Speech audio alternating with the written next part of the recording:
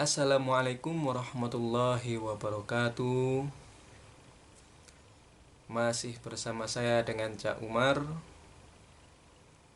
Apa kabar kalian semua masyarakat Indonesia? Semoga selalu diberi kelancaran dan selalu dirahmati oleh Allah Subhanahu wa taala. Amin ya robbal alamin. Di buku maksud saya di video kali ini saya akan merekomendasikan sebuah buku yang masih menyangkut tentang biografi Imam Abu Hanifah ya. Tapi dari penulis yang lain dan dari penerbit yang lain. Jadi untuk bisa kita bandingkan ya, atau mungkin saling melengkapi satu sama lain ya. Judul buku ini adalah Biografi Imam Abu Hanifah. Penulisnya adalah Abdul Aziz Ash-Shinawi. Judul aslinya sepertinya tidak tercetak karena kosong ya. Di sini ada judul aslinya tapi Arab gundul. Jadi saya tidak bisa membacanya ya. Arabnya Arab gundul. Kalau saya kan gondrong. Kalau gondrong saya bisa, kalau gundul tidak bisa. Diterjemahkan oleh Abdul Majid LC,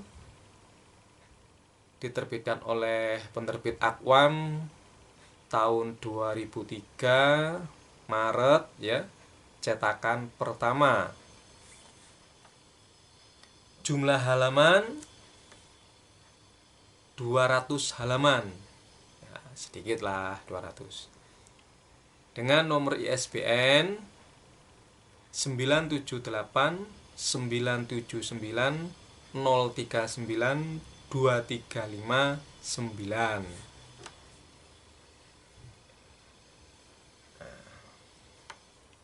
Seperti biasa saya akan membacakan tulisan di cover belakang buku ini ya.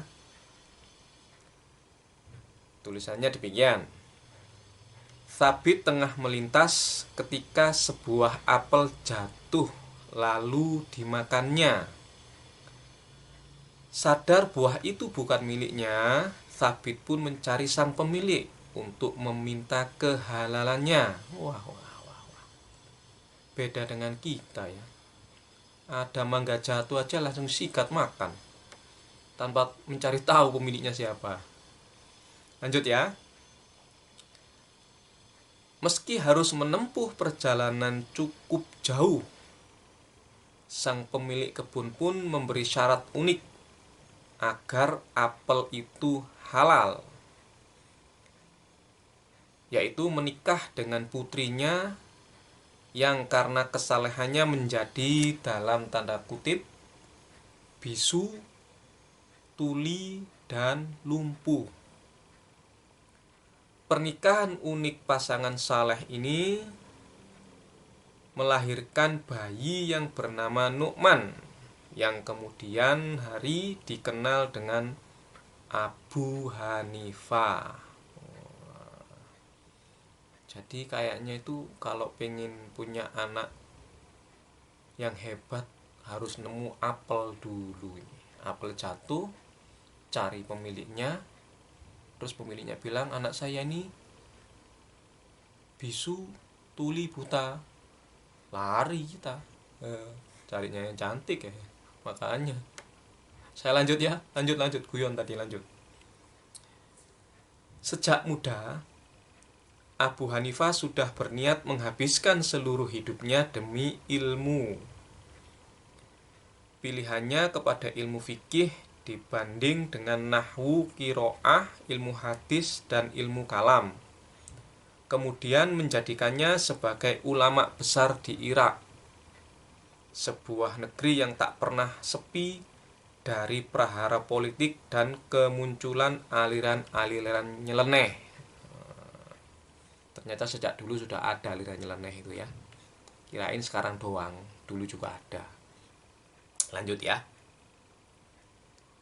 Dinamika perpolitikan dan pemikiran yang tinggi ditambah jarak yang cukup jauh dari Madinah membuat karya fikih Abu Hanifah memiliki kekhasan tersendiri.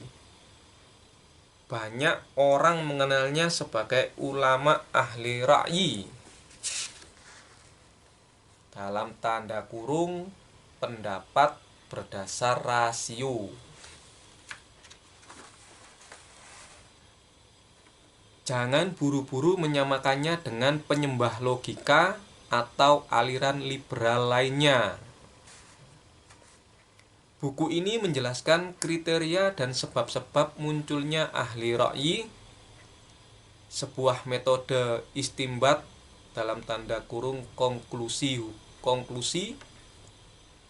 hukum, yaitu jadi istimbat itu konklusi hukum ya, yang tetap didasarkan kepada wahyu ilahi dan sunnah Nabi Shallallahu Alaihi Wasallam.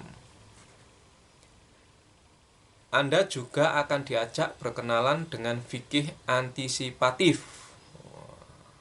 sebuah kaidah fikih untuk menyambut masalah-masalah baru di masa mendatang yang dikembangkan Abu Hanifah. Kayaknya ini harus ada ini sekarang ini. Lanjut ya. Selain itu, buku ini memuat karya-karya fikih Abu Hanifah yang diferensiatif, berbeda dengan kebanyakan ahli fikih dan imam mazhab lainnya. Berarti sebelum Imam Abu Hanifah ada mazhab lain. Oh iya kan, banyak tadi ya aliran-aliran mazhab guru-gurunya yang gitu ya. Bagian-bagian kocak sekaligus bukti kedalaman beliau dalam kronik kehidupan beliau saat berfatwa tak luput dari buku ini. Tentu saja tak luput sikap politik beliau berkenaan gonjang-ganjing politik Kufah saat itu. Berarti Imam Abu Hanifah juga berpolitik, saudara-saudara. Itu tadi tulisan yang ada di cover belakang buku ini ya. Sekarang saya kutipkan beberapa isi supaya kalian penasaran ya, dan membeli buku ini atau membaca buku ini. Isi yang pertama yang saya kutip atau yang saya pilih ya, kayaknya ini sensitif lagi, tapi nggak apa-apa, saya bacakan ya. Abu Hanifah mewarisi cinta kepada Ahlul Bait dari kedua orang tuanya. Kemudian cinta ini semakin membuncah ketika dia mulai mengenal dan berguru kepada imam-imam mereka. Jadi seperti buku yang sebelumnya dikatakan bahwa Imam Abu Hanifah berguru kepada Ahlul Bait, di buku ini juga sama ya kan. Nah, siapa mereka itu? Ya, baca buku ini dan buku di video sebelumnya. Mungkin ada kesamaan jumlah yang sama atau berbeda ya. Silakan Anda baca.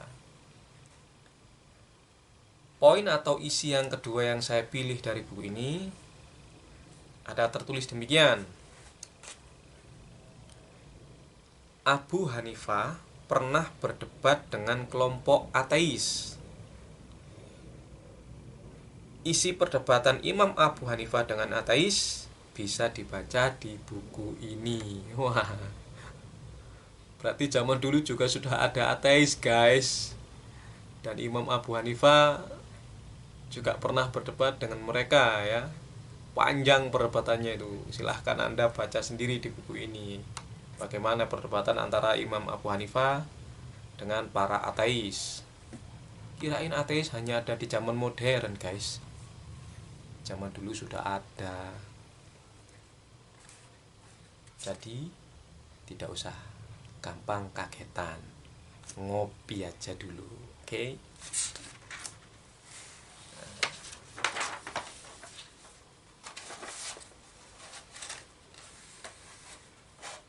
Kita lanjut isi yang nomor 3. Abu Hanifah berkata, orang yang menyangka tak perlu belajar hendaklah menangisi dirinya sendiri. Jadi orang yang menyangka nggak perlu belajar, menurut Imam Abu Hanifah itu harus menangisi dirinya sendiri. Apa yang mendasari Imam Abu Hanifah berkata demikian? Tentu alasannya ada pada buku ini. Silahkan baca sendiri. Oke. Dan yang terakhir, isi nomor 4 yang saya pilih tertulis demikian.